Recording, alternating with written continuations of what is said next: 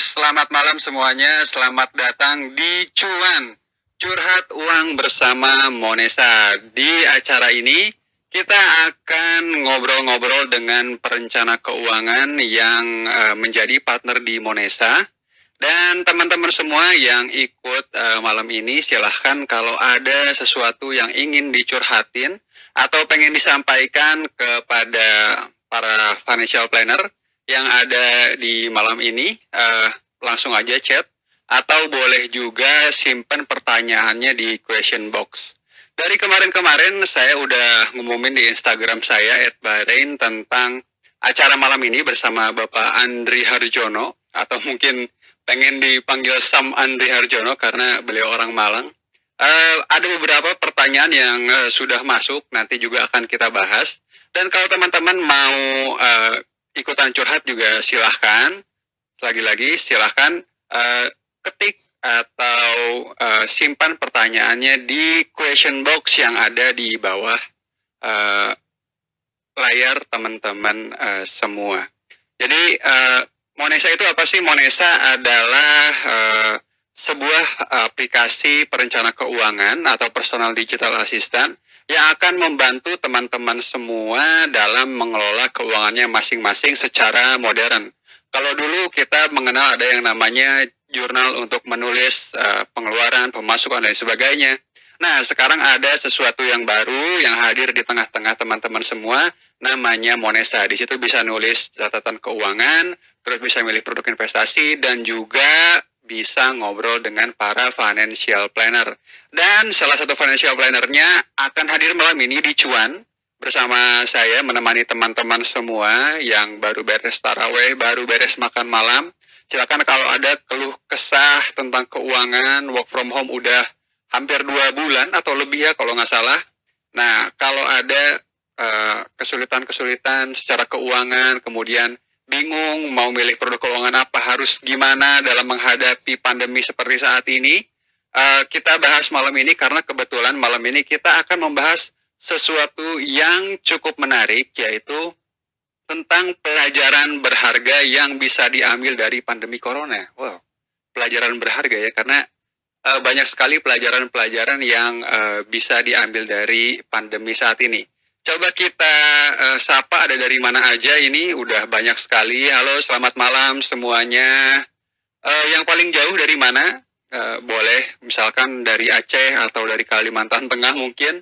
Nggak dari Jawa semuanya. Halo, selamat malam. Ada siapa? Pak Rudi. Oh, Pak Andri.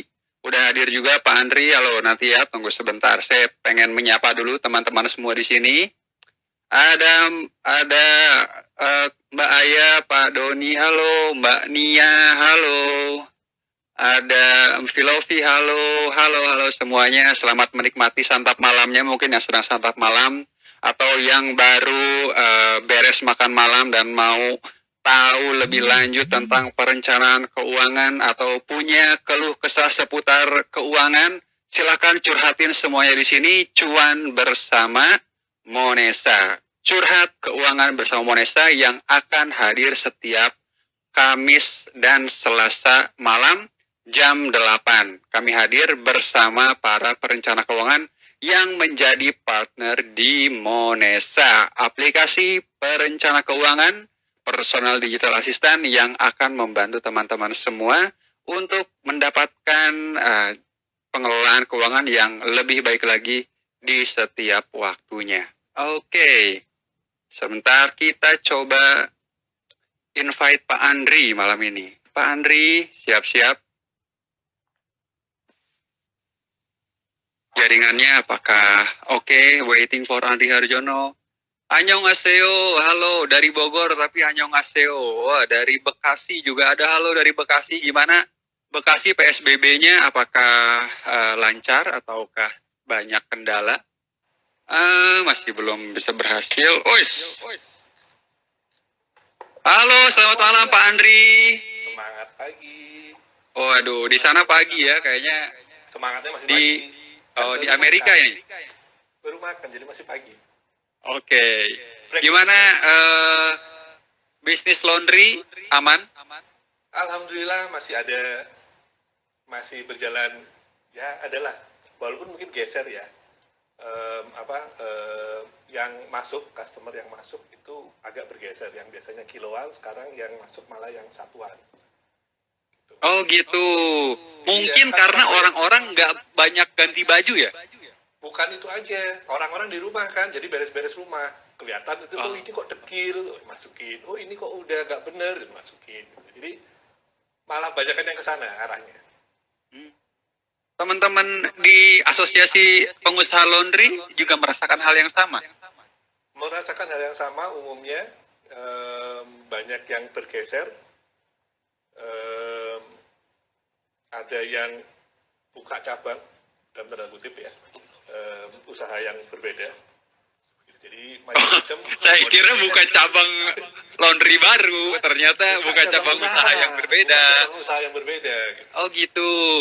Laundry Justru tetap berjalan, saya tapi kira dia itu usaha karena yang lain lagi. orang-orang nggak pada di rumah aja sibuk dengan kerjaannya, mereka itu lupa sama laundryannya dan justru nyari nyari jasa laundry gitu loh. Oh ternyata seperti itu ya. Iya, betul. Ini cuma terjadi di Jakarta atau juga di luar Jakarta sih? Secara umum, Secara umum. semua lah ya. Jadi karena kan yang biasanya papa mama bekerja, sekarang kan papa mamanya di rumah, mamanya jadi bisa cuci baju sendiri. Gitu. Jadi arahnya ke sana, orang-orang nggak lagi nyuciin ke laundry, atau bisa ngerjain sendiri. Cuman ya itu tadi. Sorry semua Pak udah Andri, boleh. suaranya katanya kecil. Mic-nya boleh didekatkan ke mulutnya mungkin. Tuh, ada beberapa kawan-kawan di seberang sana yang bilang bahwa suara Pak Andri kurang terdengar katanya. Kalau sekarang sama aja, Sekarang ya better lah daripada tadi ya. better. Oke, sip. Oke. Jadi banyak banget berarti ya kalau Pak Andri dari kan seorang perencana keuangan, terus juga praktisi pengusaha laundry gitu ya. Banyak banget berarti pelajaran-pelajaran yang bisa diambil dari adanya pandemi ini. Insya Allah. Apalagi kalau mungkin Pak Andri dan teman-teman semua juga ngikutin di sosial media gitu. Emang banyak banget sekarang kejadian-kejadian yang bisa dijadikan pelajaran untuk kita, untuk menjadikan keuangan kita lebih baik lagi ke depannya. Kemarin ada yang cerita yang tentang 80 juta rupiah gitu ya, yang gajinya 80 juta. Kemudian dia di PHK sama perusahaannya. Kemudian kemarin baru ada 20 juta gajinya dipotong setengah sama perusahaannya. Nah, kira-kira apa kalau dari tren-tren yang ada gitu ya? Apa nih yang bisa diambil kalau dari dua case itu aja tadi? Sebelum kita masuk ke curhatan-curhatan, ini udah banyak banget yang curhat nih. Jadi kalau dari dua case itu aja ya, itu ada paling nggak udah ada beberapa pelajaran yang kita bisa ambil. Tapi sebelum ngomongin ke pelajaran yang bisa kita ambil, momen untuk belajar ini sebenarnya sesuai dengan pepatah ya. Ada pepatah kan yang ngomong kesempatan tidak datang dua kali, gitu ya. Tapi kalau menurut saya kesempatan itu memang tidak datang, tapi kesempatan harus dicari. Sama seperti pembelajaran mengenai keuangan di masa pandemi ini. Kita harus cari. Kita nggak bisa cuma duduk diam terus tahu-tahu dapat pembelajarannya, gitu ya. Jadi dari kasus yang tadi Mas Rey bilang mengenai gaji dipotong lah di PHK segala macam, paling nggak itu yang satu yang pertama kita bisa belajar bahwa penting banget yang namanya dana darurat. Kemarin kita selalu bilang, ayo dong bangun dana darurat, ayo dong bangun dana darurat. Pasti alasannya entar sok, mau jalan-jalan dulu, mau apalah dulu gitu ya. Maaf nih, saya potong Pak Andri. Jangan dipotong. Tapi ini pun saya rasakan gitu ya, dan teman-teman perencana keuangan juga semua merasakan hal yang sama ketika mereka kasih advice bahwa ini dong dana daruratnya gitu. Buat apa dana darurat? Sayang uangnya, mending dipakai buat investasi, mending uang yang banyak itu dipakai buat jalan-jalan kayak yang tadi Pak Andri bilang gitu. Dan ternyata sekarang kejadian. Nah betul, makanya kan ya ini kan mengingatkan kembali gitu ya, dengan pandemi ini kita diingatkan kembali, penting loh ternyata nggak bisa dipakai main-main gitu ya. Walaupun mungkin nggak harus sesuai dengan teori yang 6 kali bulan, 12 kali bulan gitu. Tapi dana darurat itu tetap perlu. Gitu. Kita nggak tahu pandemi ini berapa lama. Ini kan dalam tanda kutip pengurangan penghasilan secara massal ya. Gitu. Nggak cuma satu pihak doang gitu kan. Semua orang pasti kena. Gitu. Nggak cuma satu dua orang satu jenis usaha doang, tapi semua usaha juga pasti kena. Gitu. Jadi itu yang pertama yang kita harus ingat. Dana darurat tetap perlu, gitu ya. Terus masalah yang 20 juta segala macam, Mas Ri udah ada hitung-hitungannya itu kan. Kalau misalnya kita punya dana darurat aja, ini kan bisa kepake begini gitu ya. Udah ada aturannya, kepukul, tapi masih bisa hidup sampai akhir tahun kalau nggak salah ya hitungannya Mas Ri itu. Gitu. Jadi kalau kita punya dana darurat, walaupun gaji dipotong, nggak terlalu langsung berasa gitu ya, kita masih ada bempernya, masih ada jala pengaman gitu. Itu yang pembelajaran pertama. Pembelajaran kedua ngelihat dari contohnya si 20 juta gitu ya. Sebenarnya komposisi pengeluaran dia itu berantakan gitu kan. Dari gaji 20 juta aja buat bayar cicilan itu udah lebih dari 30% gitu kan. Ini kan udah berantakan gitu ya. Jadi dari situ kita kembali diingatkan untuk belajar. Sudah ada aturannya. Semua orang itu bilang, nggak cuma perencana keuangan. HRD di perusahaan juga pasti bilang. Maksimal cuma sepertiga gaji. Gitu. Itu pasti ada patokannya gitu ya. Kalau lebih dari situ, bank pun juga akan mempertanyakan slip gajimu mana. Perhitungan mereka juga pasti akan sama seperti gaji. Jadi itu sebenarnya sudah aturan, kita sudah dibantu gitu ya. Tapi kalau ngeyel terus ngakalin biar tetap bisa beli sesuatu dengan cicilan yang melebihi 30%, nah itu akibatnya seperti yang kita rasakan sekarang. Dia rasakan sekarang gitu. Gitu. Jadi itu udah ada 2 pembelajaran gitu ya. Gitu. Jadi pembelajaran yang lain mau dilanjutkan, loh maksudnya hilang, bukan sulap bukan sihir, Ada kepencet simsalabim gitu ya. Jadi mau dilanjutin lagi nih ya, itu lanjut dong. Ini kawan-kawan udah pada nungguin semua nih ujangan dari Pak Andri ini. Wih, sadis gitu ya. Jadi udah ada 2 pembelajaran, yang pertama dana darurat, yang kedua komposisi pengeluaran gitu ya. Terus habis itu pembelajaran apa lagi yang kita bisa ambil gitu ya dari kasus atau dari saat pandemi ini.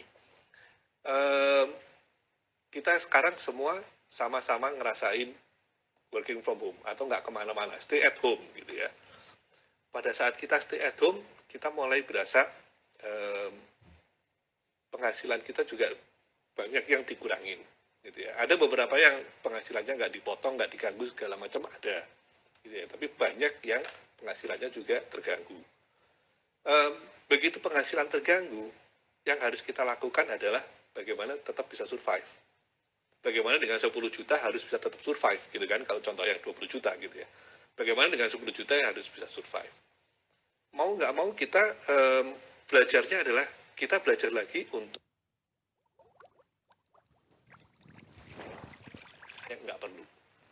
Gitu ya. Jadi kita belajar lagi untuk hemat. Ya. Ini yang kita juga harus sadar, kita harus pahami gitu ya. Kita harus dapatkan insight ini bahwa dengan kondisi pandemi sekarang, stay at home, penghasilan berkurang, maka satu-satunya cara adalah mengurangi juga pengeluaran. Bukan satu-satunya, salah satunya, pilihannya kan cuma 2, mengurangi pengeluaran atau menambah penghasilan gitu ya. Jadi kalau kita ngomong mengurangi pengeluaran, kita ngomong mengenai prioritas. Mana yang prioritas? Mau nggak mau, perut. Gitu kan. Luxury, mundur. Nongkrong di kafe, walaupun nggak ditutup di luar PSBB, kita juga harusnya sudah sadar diri, ngapain gue ke kafe? Di saat sekarang, penghasilan gue berkurang. Ngapain gue beli kopi yang gelas kecil, sekap kecil, harganya udah 50.000. Gue kalau 50.000 dibeliin nasi bisa makan 4 orang gitu misal. Ya, jadi udah mulai harus belajar ke sana, mulai harus berpikir bagaimana caranya menyiasati atau bagaimana caranya hidup hemat, gitu ya. 3 pembelajaran yang sudah kita harusnya bisa kita lakukan. Pembelajaran keempat, ternyata kita tetap butuh cash. Di saat sekarang, di salah satu poin pada saat kita melakukan financial check up adalah bagaimana seseorang membuat portfolio asetnya, gitu ya. Gitu. Jadi kita selalu mengingatkan bikin yang balance, nggak harus semuanya cash, itu juga nggak benar. Tapi juga jangan semuanya masukin ke benda mati, gitu ya, aset tidak bergerak, gitu. Dan ini emang kejadian. Ada teman saya, ini nyambung dengan kondisi yang di episode 1 pernah disinggung pada saat Coach Stanley ya. Di situ dibilang harga properti turun. Yang mana turun? Dan ini sebenarnya kejadiannya adalah yang seperti yang terjadi di teman saya. Jadi teman saya punya properti senilai 2,8 M. Gitu ya, rumah. Rumah 2,8 M itu harga normal, harga pasaran. Kenyataannya begitu pandemi, dia butuh uang. BU, begitu dia dalam kondisi BU, yang beli punya kuasa. Saya beraninya cuma 2,1. Kamu mau jual apa enggak? Lah wis butuh duit, mau gimana lagi? Jadi mau enggak mau, harga properti, kalau dari contoh teman saya itu, harga properti itu turunnya 20%. Gitu ya. Itu yang real. Kalau yang di atas kertas, harganya nggak bergerak, ya itu di atas kertas. Tapi kenyataannya, di pasaran, harga turun bisa sampai 20%. Jadi, dengan begitu, pembelajaran yang kita bisa ambil adalah, kita butuh duit. Kita butuh aset kita dalam bentuk liquid, gitu ya, dalam bentuk duit. Gitu. Aset kita nggak bisa semuanya masuk ke dalam benda tidak bergerak. Gitu. Jadi ini pembelajaran satu lagi, bagaimana kita mengelola aset kita. Berapa banyak yang harus disimpan dalam bentuk liquid, berapa banyak yang bisa disimpan dalam bentuk fixed asset. Gitu. Ya, udah 4 pembelajaran. Banyak ternyata ya. Banyak banget. Banyak. Ini yang nanya juga udah banyak banget, udah ada beberapa yang masuk. Banyak ya. Iya, yang ngantri banyak nih, tapi luar biasa banget apa yang udah disampaikan sama Pak Andri. Emang beda kalau Pak Andri itu memberikan insight-insight-nya itu wise, gitu, bijak, penuh dengan pelajaran-pelajaran dan juga berdasarkan pengalaman-pengalaman, terlihat dari apa yang sudah tersirat dari Guratan rambutnya. Untuk teman-teman yang mau bertanya, sekali lagi silahkan tulis di kolom komentar atau mungkin bisa juga simpan di question box. Atau kalau misalkan di sini malu gitu ya untuk curhat keuangan, teman-teman juga bisa langsung buka aplikasi Monesa atau kalau belum download atau belum install, silahkan download dulu di Play Store. Nanti cari aja Monesa, di situ teman-teman tinggal install dan teman-teman bisa menggunakan aplikasi tersebut untuk mengelola budget, kemudian memilih produk investasi, dan juga teman-teman bisa ngobrol dengan para perencana keuangan. Salah satunya adalah Pak Andri ini. Jadi kalau pengen nasihat-nasihat, saran-saran yang berdasarkan tidak hanya ilmu tapi juga pengalaman, langsung nanti teman-teman bisa langsung ke Monesa. Nah, ini udah ada beberapa pertanyaan Pak Andri. Kita coba kita coba jawab satu-satu dan langsung tanya ke Pak Andri di sini. Pelajaran ini dari Mas Ginanjar. Halo Mas Ginanjar dari Solo kalau nggak salah ini. Pelajaran bagi banyak orang bahwa ternyata banyak yang keuangannya rawan karena gajian kejadian nggak normal. Karena kejadian nggak normal, ya. Langsung terpukul. Betul sekali. Banyak yang seperti itu. Ada lagi dari ICO keuanganku. Kalau udah terjadi seperti sekarang, apa yang harus diperbuat? Mikirin sembako atau dana darurat? Nah ini. Oke, Perencana keuangan kan di mana-mana bilangnya dana darurat lah. Gimana ngomongin dana darurat? Untuk beras aja saya tidak punya, Pak. betul. Ya, Jadi oke. mana nih? Apakah sembako dulu atau dana darurat dulu?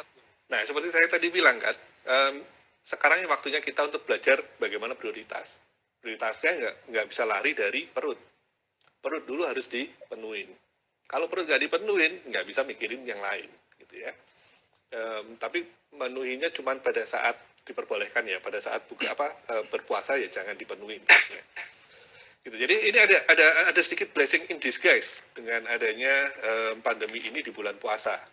Beberapa orang yang biasanya puasa itu pengeluarannya lebih banyak karena untuk beli makanan, sekarang diajarin juga untuk lebih wise. Gitu. Karena yang diperlukan adalah asupan, bukan makanan enaknya. Gitu ya. Jadi itu yang mungkin kita juga harus bisa mengambil pelajaran dari situ juga. Gitu ya. Jadi kalau pertanyaan tadi, di saat sekarang, perut atau dana darurat? Ya pasti perut. Gitu ya. Karena begitu kita bikin dana darurat ya langsung kita pakai buat ngisi perut. Gitu ya. Jadi perut tetap didahulukan. Ngomongin masalah perut harus didahulukan, ini berhubungan dengan pembelajaran yang kelima. Pembelajaran yang kelima adalah yang kalau tadi kita ngomongin pengeluarannya harus dihemat, pembelajaran kelima adalah bagaimana kita menambah penghasilan. Gitu. Di saat sekarang banyak orang-orang yang dipaksa dalam tanda kutip untuk berkreasi,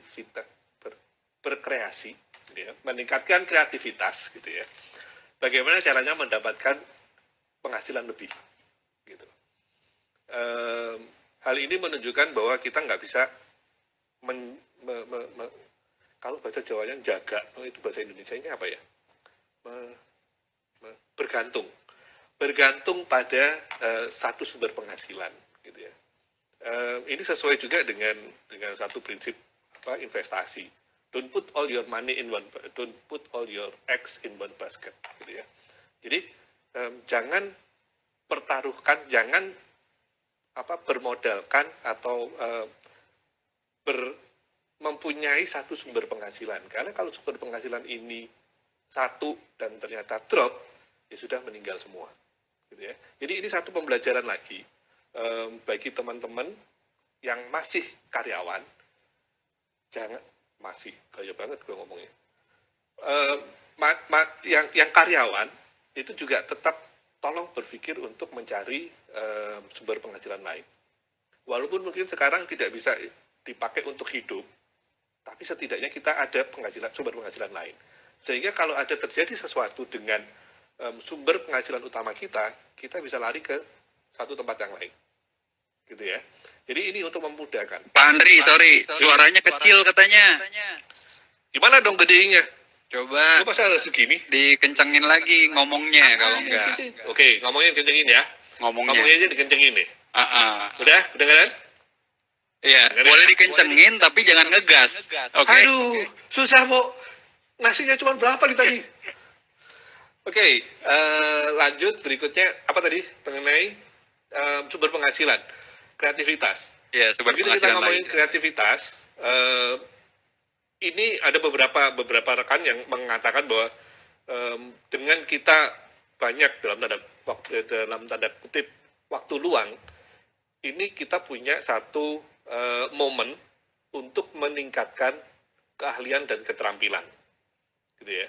Jadi kalau kita mau ngomongin sumber penghasilan lain, kalau kita mau ngomongin sesuatu yang bisa memberikan penghasilan di saat-saat sekarang, itu tidak hanya bisa bergantung pada pendidikan, tapi juga keterampilan dan keahlian, gitu ya. Jadi salah satunya sambil colong-colong jualan sedikit ya. Beberapa saat sebelum pandemi, alhamdulillah saya menggali satu keahlian spesial, nyuci tas. terutama untuk cuci tas yang branded, gitu ya. Hmm. Ini secara pasar cukup gede, gitu ya. Pemainnya belum banyak, gitu ya. Jadi dengan kondisi seperti ini, saya sudah punya keahlian untuk mencuci tas. Pada saat saya dibutuhkan untuk berkreativitas, mencari penghasilan lain, saya bisa menggunakan keahlian saya. Ayo sini cuci tas, sehari dapat 200.000, dapat 300.000, udah lumayan kan buat makan, gitu ya. Jadi ini yang merasa belum punya keahlian atau keterampilan, saat-saat sekarang adalah saat yang baik untuk mencari, gitu ya, mencari ilmunya. Banyak belajar mau dari YouTube, mau dari kelas-kelas yang dibuka online, itu semua banyak banget. Sekarang banyak banget, dan itu kebanyakan juga free, gitu ya. Jadi Sebarkan juga ini cuan kepada teman-teman yang lainnya nih, Yes. supaya bisa belajar tentang keuangan. biar bisa ketemu saya nanti kan, kayak cuma ketemu Mas Ri gitu. Gitu ya. Jadi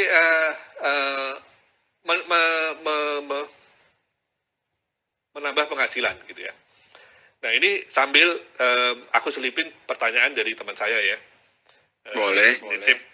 Nitip pertanyaan di WhatsApp waktu itu. Pertanyaannya dia adalah, di saat sekarang bisnis apa sebenarnya yang cocok gitu ya.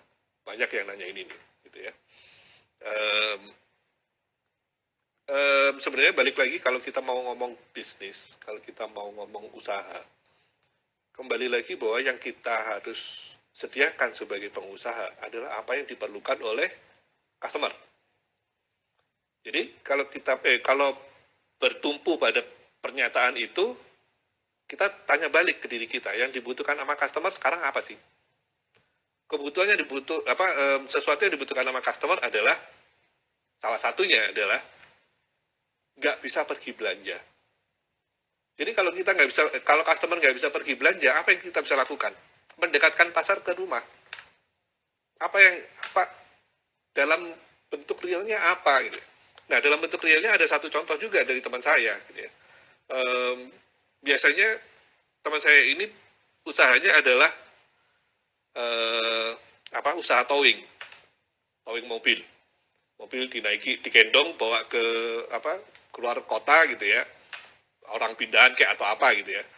Nah pada saat sekarang itu turun banget kan, karena lalu lintas antar daerah sangat dibatasin gitu. Jadi mereka mikir apa? Gue bisa ngapain gitu ya. Nah gagasannya adalah, gue jadi ojek aja sementara gitu ya. Kalau kita lihat ojol yang ada, saat ini kalau yang saya lihat ya, belum banyak yang menyediakan belanja, gitu ya. Kalaupun menyediakan belanja, merchantnya pun tertentu. Gitu. Jadi kalau nah peluang inilah yang diambil sama teman saya. Dia bilang ke calon customer-nya, promonya adalah bilang, kamu butuh apa, kasih tahu ke saya, tak cariin, nanti tak kirim ke rumahmu, bayaran sesuai bon, plus ongkir. Gitu ya. Jadi ini ada satu bisnis yang baru gitu ya. Dan bisnis baru ini pun juga sebenarnya tercium sama perusahaan-perusahaan besar gitu ya, yang punya jaringan di seluruh Indonesia sampai pelosok. Ya kita tahulah yang sangat blue chip itulah ya. Yang saya dengar mereka udah mulai mikirin. Jadi gini, ini ada dua bisnis dari si Ubiru ini yang saya bisa tangkap sekarang, yang saya bisa pelajarin sekarang, gitu ya. Yang pertama adalah dia menyediakan barang yang sesuai dengan yang dibutuhkan, gitu ya. Dan ini juga terjadi pada saat krisis waktu itu, 98. Pada saat krisis 98, si Ubiru mengeluarkan produk deterjen pada saat itu yang benar-benar isinya cuma deterjen doang. Harganya bisa turun jauh sampai lebih dari setengahnya dari produk deterjennya mereka sendiri. Gitu ya. Jadi pasarnya memang pasar untuk orang-orang yang dalam kesulitan. Sekarang pun juga begitu. Kalau kita perhatiin iklan di TV, saya pemerhati iklan gitu ya. Jadi ngerti iklan-iklan di TV. Walaupun nggak pernah beli. Salah satu iklan di TV dia mengeluarkan satu chemical pembersih. Saat sekarang yang dikeluarkan adalah chemical pembersih. Otomatis yang murah. Gitu ya. Karena orang nggak punya duit sekarang, tapi mereka butuh bersih-bersih. Gitu ya. Jadi mereka menekankan desinfektan di sana, kemudian harganya dimurahkan karena mengeluarkan bahan-bahan yang lain. Gitu ya. Jadi ini satu yang dilakukan sama Ubiru. Yang kedua yang sedang dilihat adalah kemungkinan untuk melakukan home delivery langsung dari si Ubiru, gitu ya. Kalau nggak salah sudah ada TV-nya, kok TV-nya, iklannya, gitu ya. Waduh, ini kebanyakan nonton TV nih. Ya di rumah mau ngapain? Kalau ada teman-teman yang lain lihat promo Pak Andri. Promo apa yang hari ini yang paling mantap? Nah, sekarang saya belilah promo-promo ini. Dan mungkin kalau ngomongin promo, sekarang kan e-commerce lagi banyak banget nih promo ya. Hampir tiap pagi mereka ada promo. Sekarang kayak tiap hari tuh kayak Harbolnas, bener ya? Yoi, bener. Mungkin teman-teman juga ada yang punya akun di beberapa e-commerce gede gitu. Saya nambahin sedikit tadi yang Pak Andri tadi, sedikit peluang. Mungkin ada sesuatu yang tidak dilihat oleh teman-teman yang lain, tapi sudah banyak yang melakukan. Itu adalah reseller atau dropshipper, di mana e-commerce itu mereka menyediakan fitur untuk kita menjadi reseller gitu, tanpa kita kenal dengan si seller utamanya. Betul. Sehingga kalau teman-teman lihat di e-commerce yang oranye itu, kadang-kadang kita lihat fotonya tuh sama semua, harganya sama, semua beda 1.000, beda 2.000, beda sekian dan sebagainya. Itu pun mungkin ke pasar aja ya. bisa satu di Bekasi, satu di Bogor gitu ya, satu di Tangerang gitu. Benar. Betul. Jadi ini yang memang salah satu peluang bisnis yang masih bisa bertahan gitu ya. Ini peluang bisnis yang umurnya udah ratusan tahun sebenarnya, cuman kita nggak tahu. Teman saya menyebutnya McLaren, gitu ya. Bukan McLaren yang mobil, tapi sebenarnya plesetan dari makelaran, gitu ya. Makelar, bisnis makelar. Yang punya barang siapa, yang butuh barang siapa. Dia cuma jadi makelar, dia dapat komisi, dapat duit 1.000-2.000 setiap transaksi, gitu ya. Jadi ini tetap bisa berlaku, gitu ya. Tetap bisa dijalankan di masa pandemi ini. Karena nggak semua orang tahu cari barang A di mana. Orang yang lain punya barang tapi nggak tahu jualnya harus kemana gitu ya. Kita bisa menjadi perantara ke sana. Gitu ya. Itu lumayan kan kalau 1.000 dikali 1.000 orang gitu ya. Iya. Gitu ya. Sehari ya targetnya sehari nggak usah sampai 1 jutaan lah ya gitu ya. Saat-saat sekarang lah ya gitu ya. Targetnya sehari berapa? 200.000 gitu. Cukup untuk makan. Tabungan nggak keganggu. Kita punya penghasilan tambahan yang bisa buat makan. Penghasilan utama tidak terganggu, itu bisa dipakai untuk pembelanjaan yang besar-besar.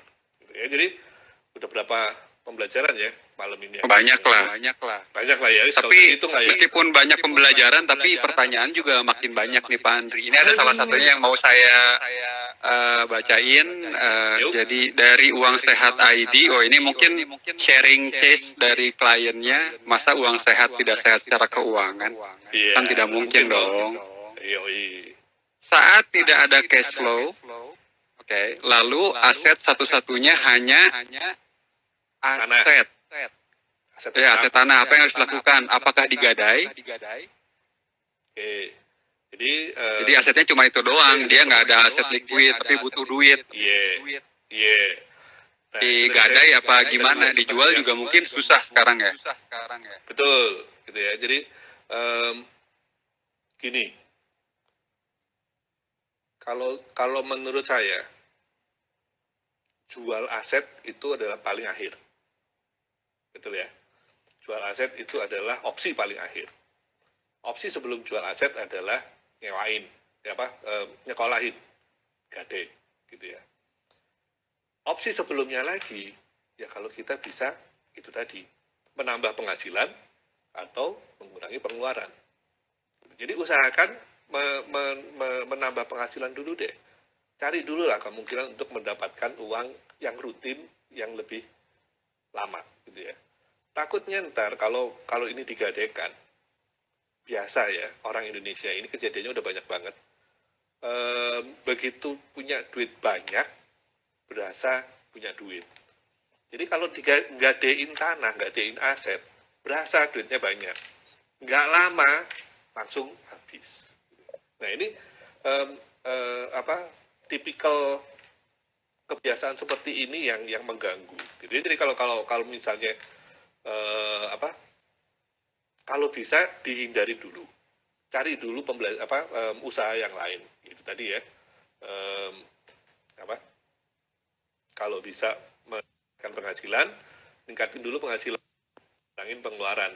Baru kalau udah kepepet beneran, ya sudahlah. Gitu Pak. Ini ada lagi nih, ada nyambung dari pertanyaan aset tanah itu tadi Pak Andri. Jadi emang aset tanah itu bisa diagunkan di Pegadaian katanya.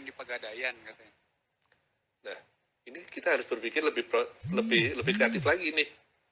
Nah, ngagunkannya juga kalau bisa Pegadaian nggak bisa, ya bisa ke orang lain kan, gitu ya. Ya tetap perlu hati-hatian tetap harus ada, gitu ya. Yang namanya penggadaikan itu kan nggak serta pegadaian, karena mentang-mentang namanya pegadaian, semua pegadai kediakan dan juga, gitu ya. Banyak lembaga keuangan yang lain yang menerima gadai, gitu ya. Nah ini yang mungkin bisa dieksplor. Tapi ya itu tadi, balik lagi, gadai itu udah nomor 2 dari akhir. Opsi nomor 2. Tapi malam ini ya, terima kasih Pak Andri untuk sharingnya. Tapi malam ini, gue punya profit nih. Oh, itu kok kita bisa tapi profit gimana nih? Kita bisa profit. Itu kan donasi Pak Andri. Kita itu pembelajaran berikutnya tuh. Pembelajaran berikutnya. Ini tuh. Ada pertanyaan lain yang masih sangkut menyangkut dengan aset tanah.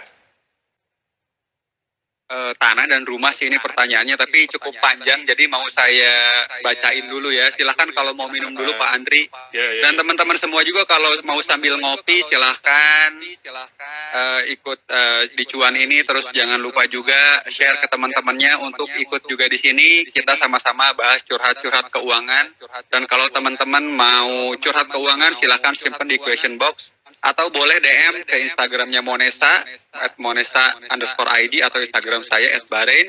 Atau kalau pengen langsung ngobrol sama Pak Andri juga bisa lewat sosial media beliau, atau bisa langsung di aplikasi Monesa, cari S-Planner, cari Bapak Andri Harjono di situ. Prakteknya tiap hari apa aja ya Pak Andri? Setiap hari, Senin sampai Jumat, jam 8.09 sampai 23.09. Oke.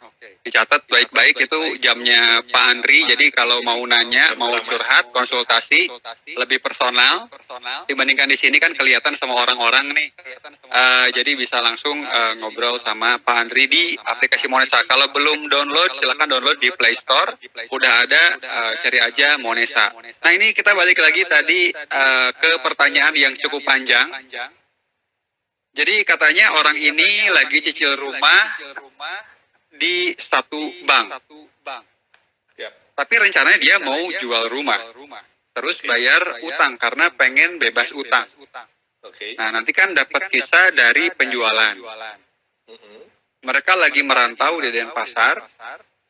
Berhubung rumah dijual, ada plan mau sewa rumah dan tanah 20 tahun pakai sisa uang hasil jual rumah. Tapi di sisi lain, kita jadi nggak punya tabungan. Menurut para ahli di sini seperti apa yang harus dilakukan? Mending sewa rumah per tahun tapi punya uang tabungan dari hasil jual rumah, atau mending sewa tanah rumah selama 20 tahun tanpa punya tabungan? Terima kasih. Kalau saya pilihannya ketiga, rumahnya jangan dijual, ditinggalin aja. Gitu ya, jadi mereka kan rencana bilangnya pengen nggak punya utang lagi, dia bilang. Ya, betul. Sekarang kembali lagi ke prioritas. Saat sekarang mendahulukan perut atau mendahulukan tidak punya utang dulu. Gitu ya, nah, ya. saya kembalikan lagi ke yang bertanya gitu ya. Mau mendahulukan mana dulu? Mau perut saat sekarang ya. Kalau saat normal mungkin lain cerita gitu ya. Kalau saat normal sekarang saya bertanya seperti itu. Gitu. Mau mendahulukan mana, perut atau apa tadi satunya? Tidak punya utang gitu ya. Itu poin pertama. Poin kedua adalah kalau memang dari penjualan rumah kemudian bayar semua utang masih ada lebih, kenapa opsinya harus menyewa rumah? Kenapa opsinya nggak beli aja rumah? Walaupun ukurannya jadi mungkin cuma 2x2, nggak ada ya rumah 2x2 ya? Ada rumah untuk menuju akhirat, Pak Andri. Itu Itu 2x1 itu ada. Itu 2x1. Yang seharga rumah sangat sederhana sekali juga ada yang 2x1. Itu namanya San Diego Hill. Iya, nggak boleh ngomong merek loh. Hah? Ini bukan Nggak boleh mereknya, ngomong nama merek. tempat. Oh oke, iya. Gitu, jadi ya itu komentar saya adalah kenapa harus opsinya menyewa rumah sampai 20 tahun. Kenapa kok tidak membeli rumah saja? Gitu ya, walaupun rumahnya jadi lebih kecil. Gitu. Dan mungkin rumahnya lebih terpelosok gitu ya. Jadi ini opsi yang kalau menurut saya sebagai perencana keuangan yang mungkin yang paling visible dibandingin harus nyewa lagi, karena duit sewa dibandingin dengan duit beli rumah, yang mendingan kita beli rumah kan, kita punya asetnya, kita bisa memanfaatkannya gitu ya. Itu Mas. Ya, cuman kalau saya nih ya, saya ada sedikit pandangan lain, dan Dari kalau lihat dari keuangan yang pertanyaannya, lain, CEO-nya Monesa, waduh, silakan, Mas. Iya. dia itu sebenarnya dari pertanyaannya ini belum terdefinisikan sih, karena kalau orang kebanyakan ya kalau nanya gitu secara langsung kan nggak bisa lengkap gitu. Beda kalau nanya di Monesa, di Explainer, kita bisa tahu dulu tentang Lebih detail ya. data-datanya komprehensif seperti apa, utangnya seperti apa, apakah utang produktif atau kalau utang konsumtif gitu, sehingga kita bisa menganalisanya lebih lanjut. Kalau seperti ini Iya. kita rada sulit nih, tapi terima kasih banyak loh udah mau ikutan curhat di Cuan malam ini. Boleh ajak juga teman-temannya yang punya keresahan tentang keuangan. Kalau dilihat sebenarnya kayaknya utangnya tuh utang yang sama deh, bukan utang yang berbeda. Dia tuh udah Iya, utangnya rumah ini. nggak mau utang rumah lagi kan. Iya. Kenapa harus dijual gitu. Jadi kan itu adalah utang yang produktif, tapi berbeda cerita kalau misalkan utangnya itu utang yang berbeda gitu, yang dia emang kalau nggak dilunasi segera dia akan terlilit utang tersebut dan lain sebagainya. Jadi kalau mau melanjutkan curhatnya boleh langsung ke Monesa, nanti di sana bakal bisa dapat jawaban yang lebih komprehensif, karena di sana juga nanti kita bisa isi financial check up, tahu data keuangan kita seperti apa, terus kemudian kita juga tahu kondisi keuangan kita ini sehat atau enggak sih sebenarnya, untuk kemudian kita memutuskan untuk menjual sebuah aset atau menggadai sebuah aset atau harus melepaskan sebuah aset dan lain sebagainya. Termasuk salah satu yang tadi di-mention Pak Andri juga, apakah kita harus melakukan perpindahan antara satu aset ke aset lainnya, apakah itu boleh dilakukan atau tidak. Nggak bisa dilakukan begitu aja gitu. Kita harus tahu dulu kondisinya seperti apa, sehingga kemudian keputusan itu memang menjadi sebuah hal yang terbaik untuk kita. Jadi jangan asal-asalan nih. Ya, betul. Gitu. Ada lagi nih yang mau nanya nggak? Tadi ada kayaknya di atas. Ada Pak Adrian. Pak Andri masih kekenyangan. Alhamdulillah. Oh, iya. Pak Adrian. Pak Andri masih kekenyangan. Enggak sih, Pak Andri ini kayaknya karena belum makan. Belum. Baru buka puasa doang. Baru buka puasa tapi pakai nasi Iya. padang. Yoi. Pakai nasi tambah juga. Nah, tadi Pak Andri kalau udah dibahas kan ngobrolin tentang pelajaran yang bisa diambil dari sisi personal gitu ya. Ya. Kalau misalkan seseorang ini dia juga punya bisnis, nah masa-masa pandemi seperti ini tuh apa sih yang bisa diambil gitu pelajarannya? Oke. Jadi kalau kita ngomongin pebisnis sekarang ya. Tuh. Tadi contohnya adalah teman-teman saya yang di HIPLI, gitu ya, Himpunan Pengusaha Laundry Indonesia. Ada beberapa yang memang punya usaha sister company-nya, gitu ya, usaha sisternya itu juga memproduksi chemical. Gitu. Jadi dengan adanya kondisi pandemi sekarang, mereka sempat lebih fokus ke memproduksi chemical, karena itu lebih dibutuhkan dibandingkan laundry pada saat sekarang. Gitu ya. Jadi sebagai seorang pebisnis yang perlu ya, kalau pebisnis benar ya, mereka sudah terbiasa untuk melihat peluang. Gitu. Mana yang harus diambil, mana yang harus ditinggal dulu, mana yang dan sebagainya. Gitu ya. Hitung-hitungan banyak yang berdasarkan guts feeling doang. Wah, naluri saya sih ngomongnya ini lebih menguntungkan gitu ya, nggak pakai hitung-hitungan yang panjang gitu ya. Jadi langsung ambil jeder gitu ya. Itu tipe pebisnis. Gitu. Pebisnis itu seperti itu. Jadi mereka akan melihat potensi-potensi mana yang akan dilakukan. Untuk yang tidak berpotensi, maka banyak teman-teman yang melakukan juga memanfaatkan momentum untuk merumahkan para pegawainya, gitu ya. Jadi untuk beberapa bisnis yang sedang tidak bisa berjalan dengan baik dan benar, mereka merumahkan karyawan-karyawannya dengan segala macam perjanjian ya. Ada yang bilangnya ya sudah dirumahkan, ntar kalau udah nyala lagi masuk semua gitu. Ada yang perjanjiannya ya nanti kalau memang dibutuhkan dipanggil lagi, kalau tidak dibutuhkan ya sudah berhenti gitu ya. Jadi banyak segala macam perjanjian. Saya nggak ngomongin ke sana, itu urusannya sama HRD gitu ya. Tapi dengan melakukan hal semacam itu, pebisnis yang benar mereka bisa melakukan atau menekan pengeluaran yang nggak perlu. Gitu ya. Bagaimanapun juga yang namanya pegawai itu adalah fixed cost. Dipakai nggak dipakai tetap harus dibayar. Gitu ya. Jadi kalau dirumahkan ini ada satu kesempatan untuk pencet pause, gitu ya. Tombol pause-nya dipencet. Udah, gua nggak bayar dulu ya. Ntar kalau masuk lagi baru gue bayar lagi, gitu ya. Jadi banyak yang melakukan itu untuk mengurangi pendarahan di usaha mereka. Gitu ya. Bisnis ada yang masih bisa tetap berjalan, ada yang berjalan cuma setengah, ada yang totally close. Gitu. Jadi tergantung dari bisnisnya seperti apa. Yang kemarin berjalan gitu. saya ada ikut Katalis Talk gitu, di mana salah satu pembicaranya itu adalah yang punya jaringannya Art Hotel. Oke.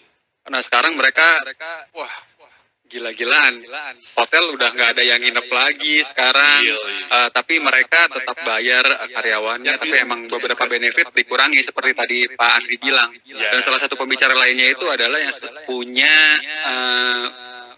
kayak usaha baju itu di mall ada sekitar 5 atau 6 cabangnya. Ya.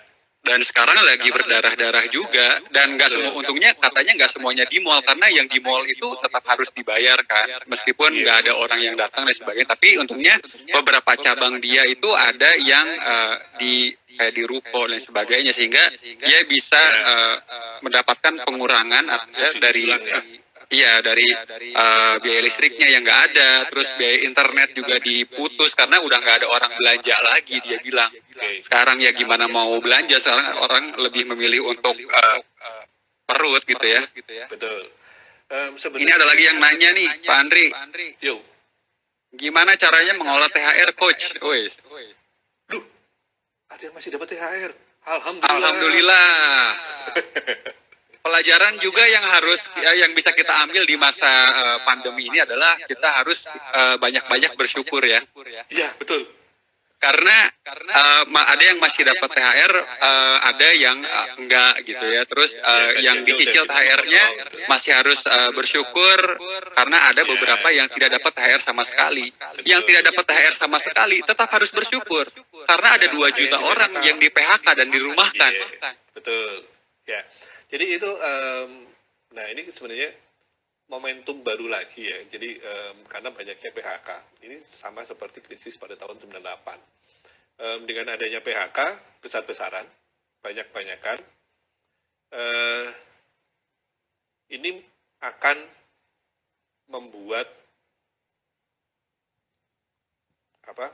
UMKM baru. Gitu. Jadi ini yang sebenarnya harus disikapi oleh para teman-teman yang kena PHK ataupun sebelum kena PHK. Harus udah mulai memikirkan saya harus punya usaha apa, gitu ya. Jadi itu pembelajaran yang tadi di awal-awal kan ya, jangan bertumpu pada satu sumber penghasilan, gitu ya. Jadi harus mulai cari gitu. Jadi tadi pertanyaannya kemana? THR digunakan untuk apa? THR. Ya. Tapi ini ada yang share juga Pak Andri, ini dari Raila Lomnya. Kebetulan saya ada tagihan kartu kredit sisa 10 juta. Ini X itu 10 ya ke Romawi ya. X juta. Sebagian besar dana THR sudah saya alokasikan 10 juta untuk melunasi tagihan tersebut. Capek bayarnya. Iya, capek bayar dan juga capek utangnya. Ngomong-ngomong dulu pakai kartu kredit buat apa ya? Ya, buat bayar kartu kredit yang lain. Oh. Nah, apakah ini kalau nggak ada THR, katanya apa ada alternatif untuk bayar masuk kuliah anak misalnya? Gimana? Kalau nggak ada THR, dia ada anak yang mau masuk kuliah, nggak ada uang kan? Sekarang lo kita tuh mau menghadapi bulan-bulan masuk sekolah, masuk kuliah, bener ya? Terus daftar ulang dan lain sebagainya, semua itu butuh biaya. Mau yang masuk PAUD, mau yang masuk TK, SMP, SMA, kuliah, semuanya butuh biaya. Betul. Tapi saya dengar-dengar dari beberapa sekolah itu mereka mengurangi uang pangkalnya dan juga uang SPP-nya. Karena kan nggak ada kegiatan sekolah langsung. Angkanya tetap sama, tapi bisa dicicil beberapa kali gitu, agak lebih lama gitu. Jadi banyak, ya itu tadi ya, kembali lagi bahwa yang kena pandemi ini nggak cuma 1-2 orang, tapi semua gitu ya. Jadi karena semua yang kena, semua orang ikut berempati, termasuk sekolah gitu ya, termasuk perguruan tinggi lah, PAUD lah, apa segala macam. Mereka juga berpikir bahwa kalau gua minta duitnya semua sekarang, mereka juga nggak bisa bayar. Gitu ya. Jadi mereka juga berempati ke sana. Gitu. Jadi ya itu tadi ya. Jadi THR, apakah kalau setelah itu kan ada pertanyaan apakah boleh pakai kartu kredit segala macam. Pikirkan lagi ulang, gitu ya. Kembali lagi ke prioritas. Ya. Kalau pertimbangannya untuk bisa masuk sekolah segala macam, pakai kartu kredit, ya dipikirkan juga bagaimana bayarnya nanti. Gitu ya. Kalau nggak bisa bayarnya ya jangan dipaksain. Gitu. Kemudian kalau balik lagi ke pertanyaan THR, sekarang kembali lagi masalahnya adalah yang paling prioritas apa? Perut dulu kan. Gitu. Ya sudah, alokasikan sebanyak-banyaknya untuk survive saat sekarang ya. Alokasikan untuk survive. Kita udah dibantu dengan peraturan, dengan himbauan, dengan segala macam hal yang ngomongin nggak usah mudik. Jangan macam-macam deh, jangan ngakal-ngakalin gitu ya. Ini kan sebenarnya bantuan juga gitu ya dari pemerintah secara keuangan gitu ya, walaupun nggak disengaja gitu ya. Kan bantuan juga, kita nggak perlu harus beli tiket pulang kampung lah segala macam. Yang namanya tiket waktu masa-masa Lebaran kan naiknya berkali-kali lipat gitu ya. Jadi nggak usah masak juga. Iya, nggak usah masak opor, nggak usah beli baju baru. Gitu. Yoi, nggak perlu. Iya kan, pakai baju tahun lalu loh. Masih bakal kelihatannya masih baru aja. Ini terawihnya juga di rumah kok. Terawih di rumah kan, jadi nggak usah keren-keren juga kan. Ya keren. Nggak usah beli parfum, nggak akan ada yang nyium juga, bener ya. Kemarin tuh itu kata Mas Stanley. Ini kita bacain pertanyaan lain. Oh ini udah ternyata semuanya sudah dibacakan tadi. Ini Pak Andri nggak kerasa tinggal 5 menit lagi. Jadi apa nih kira-kira yang paling bisa kita ambil pelajarannya dari pandemi ini, dan supaya ketika ada lagi krisis nantinya kita akan lebih siap. Apa yang harus dilakukan oleh teman-teman semua yang hadir di Cuan malam ini? Oke, yang kita bisa lakukan ya, yang kita bisa ambil hikmahnya dari pandemi ini, terutama adalah kita bisa disiplin keuangan. Untuk nantinya ya, kita nggak ngomong yang sekarang ya, tapi untuk nantinya. Kita bisa mulai mendisiplinkan keuangan kita. Banyak tools yang kita bisa lakukan untuk mengetahui apakah kondisi keuangan saya udah oke atau enggak. Salah satunya Monesa, gitu ya. Jadi itu bisa dipergunakan. Saat-saat sekarang di mana kita harus disiplin untuk berhemat, mengetahui kemana duitnya keluar, manfaatkan aplikasi-aplikasi yang bisa mencatat pengeluaran. Monesa juga ada di sana, gitu ya. Jadi itu mulai dicatetin, gitu ya. Mulai dilihatin sebenarnya kebutuhan pokok yang benar-benar pokok untuk hidup itu berapa. Ya, berangkat dari sana. Nantinya pada saat kita sudah mendapatkan penghasilan yang normal, kita akan bisa melihat lebihnya berapa sih. Dari lebihnya berapa itu yang baru kita bisa pertimbangkan untuk dibelanjakan ke sesuatu hal yang lain. Apakah diinvestasikan, apakah ditabung aja, apakah untuk kenikmatan-kenikmatan yang lain gitu ya.